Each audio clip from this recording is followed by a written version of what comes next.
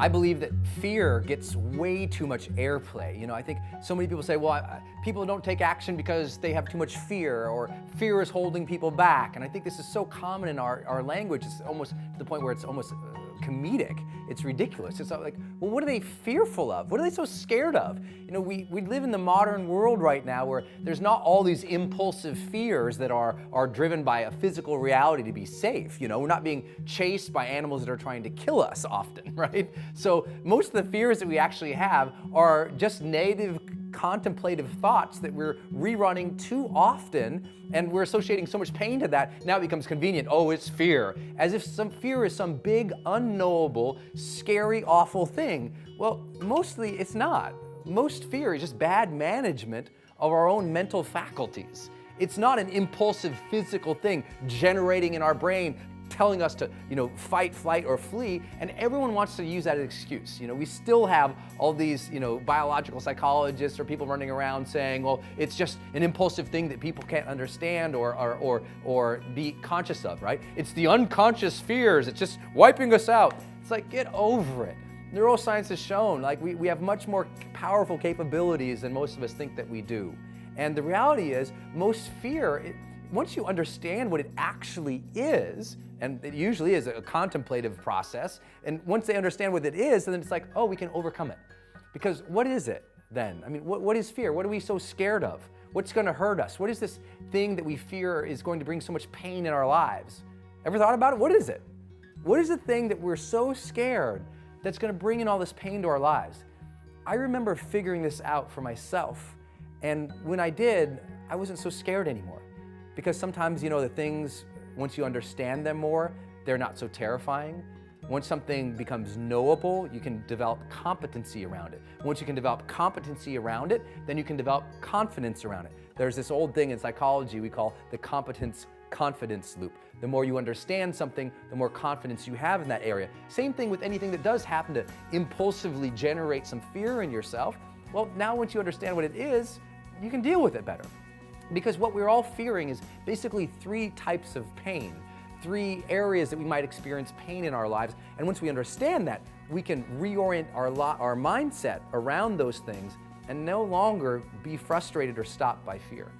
The first thing that we fear pain in our lives is what I call loss pain.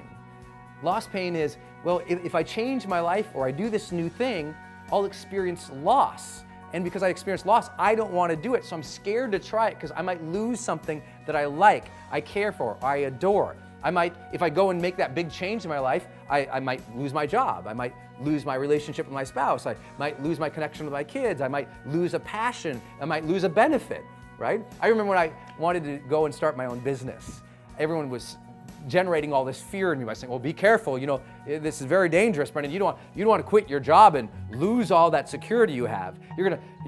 What about your 401k, Brendan? You're going to lose your 401k.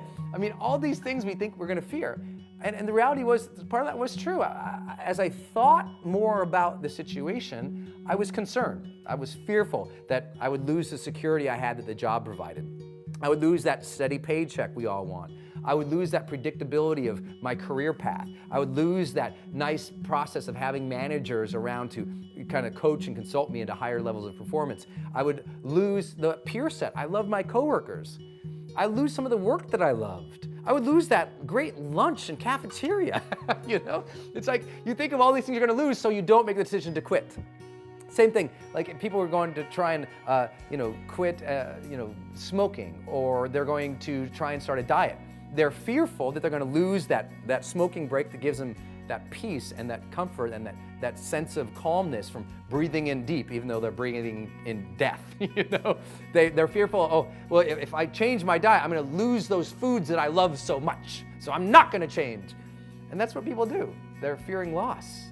So part of reorienting our lives is start focusing on the things that instead of what we're going to lose, of what we're going to gain. Yeah, I might lose my security for the short term, but over the long term, I might have more freedom. I might gain freedom. I might lose that coaching and that person who's going to develop me in terms of that organizational structure. But over here, I'm going to gain greater challenges. I'm going to grow faster because I'm going to be doing things faster on my own. Oh, you know what? I'm going to lose that 401k. Yeah, but I'm going to make $1 million over here. You know, focusing on those gains. See, what happens in the fearful mind, it starts asking this question, what if? And it follows that phrase with a negative statement. What if this terrible thing happens? What if this terrible thing happens? What if this terrible thing happens? And we generate and we stew within our gut these acids and these fears that literally trick our mind into thinking we can't change. But once you understand loss pain is something you're dealing with, start focusing more on the things that you will gain, and you're getting over a hurdle. The second thing that we fear so much is what I call process pain. Process pain is changing in anything is going to be hard. The process of change itself is hard, let alone what we'll lose. Doing something new is hard. When I went to think about starting my new business, I was terrified. I'm like, it's going to be hard. I don't know how to do those things yet. I don't have any competency in those areas yet. I'm not sure how this will go. I'm going to have to work 24/7 starting this business. I'm going to have to work really hard for 3 years. I might not be able to get any support and help. The process is scary, so we don't change. I mean, same thing for that person who thinks of quitting smoking. They're not thinking of the freedom of quitting smoking and living healthier. They're not thinking of being able to breathe and get up the stairs. They're thinking of the process of dealing with quitting the addiction, the withdrawals, the frustration, the shakes, the addictions to the nicotine, and how challenging that is. The person trying to start the new diet, it's the same thing for them. Process pain, they're thinking, oh my gosh, I'm gonna have to go shop in new shopping places to get fresher food. Oh my gosh, I'm gonna have to learn to cook new meals. Oh my gosh, I'm gonna have to, start exercising. Oh, how hard is that gonna be? And we think of all the things that are gonna be hard in doing those things. But part of the mastery of life is learning to see change as a game. Learning to see challenges as something that we can joyously enter, to become the joyous master in the processes of our lives. To understand, yes, they might be challenging, but challenge is good. Challenge will develop us. Challenge will help us reach our highest self. Challenge will help us live that fully charged life. That process, it can be engaging and fun and exciting and new. It can bring variety and spice into our lives. We can look forward to the process of change. And when we switch our mind that way, we start to change more often. And the third thing that most people are actually fearing is they're fearing what I call outcome pain. They're scared that what if they lose all these things in changing? What if they go through all this terrifying, difficult work and then the grass is not greener? The outcome is no better than I had it at the very beginning.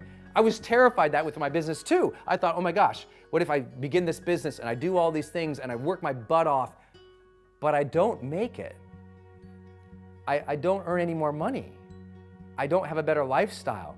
I don't grow as fast. What if on the other side of the fence, it's not any better? And we sit and we think, what if it's not better? And I have to go through all that. And if we're stuck there thinking that way, we never change. So part of the maturity and the mastery of life is realizing too, that instead of focusing on the outcomes that are negative, we can start thinking and dreaming about and visualizing and really giving our attention, our focus, and powers of attraction into those things that would be powerful and good and satisfying, fulfilling, happy, joyous on the other side of that fence. The things that would turn out to be wonderful and magnificent if we changed our life. If I quit the smoking, I'm finally going to be able to feel good again. I'm not going to have to be addicted to some small little thing that's killing millions of people, that's just feeding these huge organizations that are killing people over and over and over again. I'm not going to perpetuate a disease in my body or in my family. I'm not going to make everybody carry on my addictions. Oh, you know what? In that new area too, I'm going to feel fit and happy and vibrant and energized on my own again.